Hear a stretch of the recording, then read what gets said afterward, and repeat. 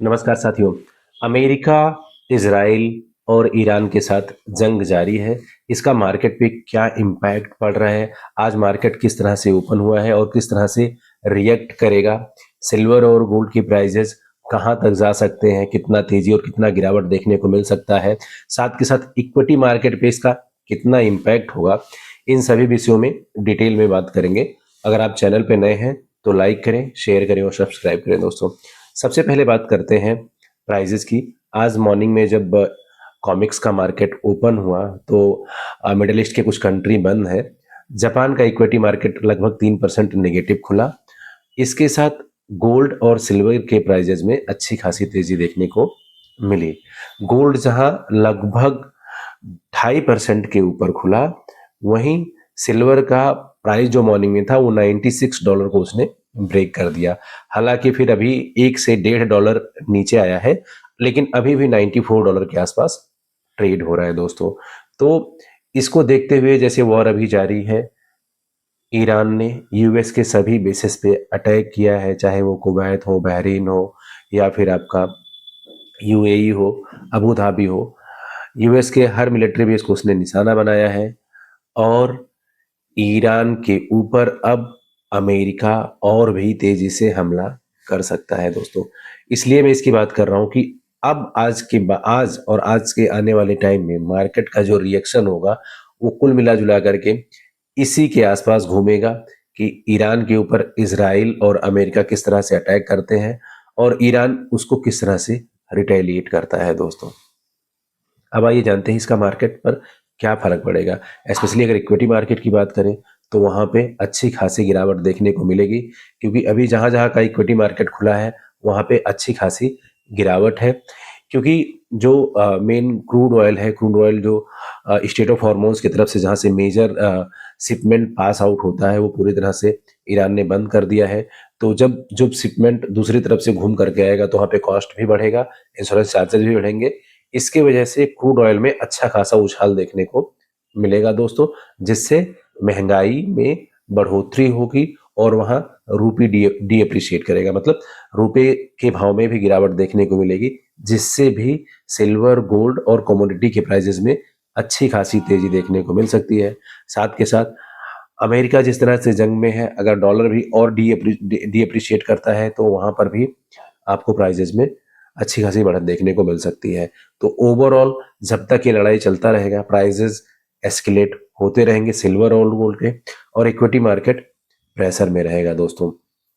आज सिल्वर की डिलीवरी है कॉमिक्स मार्केट में, तो वहां पे देखना होगा कि प्राइजेस कितना ज़्यादा एस्केलेट हो सकता है। लेकिन ये आज इंडिया का मार्केट बंद होने के बाद में इसका इम्पैक्ट आएगा जब यूएस का मार्केट ओपन होगा।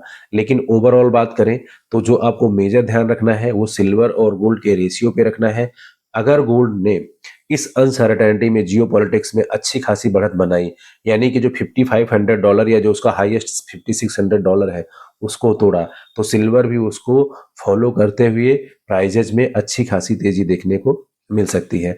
अभी जो मेजर सिल्वर का रेजिस्टेंस है वो $98 है। अगर $98 सिल्वर ब्रेक करता है तो फिर $100 के पार जा सकता है दोस्तों। ये शॉर्ट टर्म की बात कर रहा हूं मैं। और साथ के साथ अगर गोल्ड की बात करें तो गोल्ड में भी अच्छा खासा बढ़त है, और गोल्ड का जो सपोर्ट लेवल है वो $51.80 है। तो अब गोल्ड का भी रेजिस्टेंस बढ़ गया है, 5,000 से ऊपर का चला गया है और गोल्ड में स्टेबिलिटी है।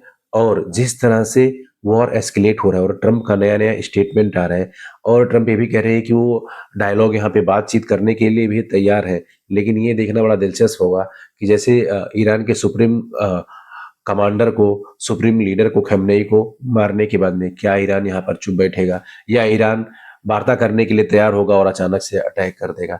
तो यहाँ बहुत सारी चीजें हैं, अनसर्टेनिटी है, वॉर कितना लंबा चलेगा। इजराइल ने पहले कह दिया कि वॉर अभी लॉन्ग टर्म के लिए जाएगा।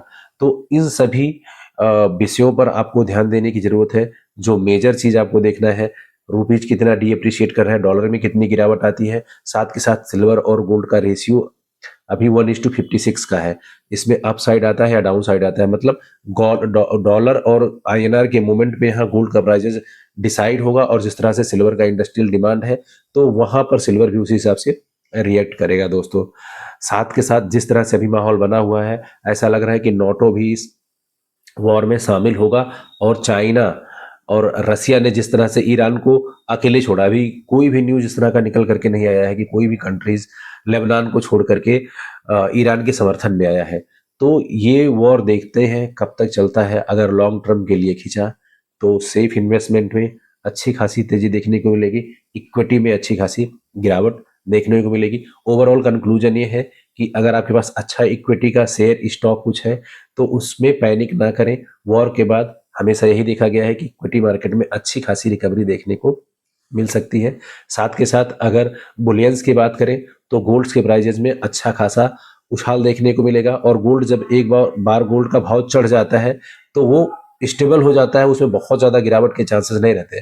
जैसा कि हमने पहले भी देखा है कि डॉलर गोल्ड ने अब $5,000 का रेजिस्टेंस बना लिया है। 5,000 से जाना एक बहुत मुश्किल लग रहा है। तो अगर गोल्ड ने अपना नया रिकॉर्ड बनाया और वहां कुछ दिनों तक वो सस्टेन किया तो फिर गोल्ड का आपको आने वाले टाइम में हाइयर साइड देखने को मिल सकता है, और एक नया रिकॉर्ड गोल्ड में देखने को मिल सकता है दोस्तों।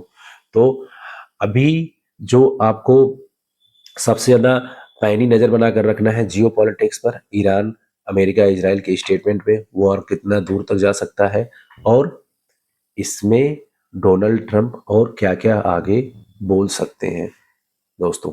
अभी के वीडियो में इतना ही। अगर आप कोई इन्वेस्टमेंट करना चाहते हैं या फाइनेंशियल डिसीजन लेना चाहते हैं तो अपने फाइनेंशियल एडवाइजर का सलाह ज़रूर लें। Thank you.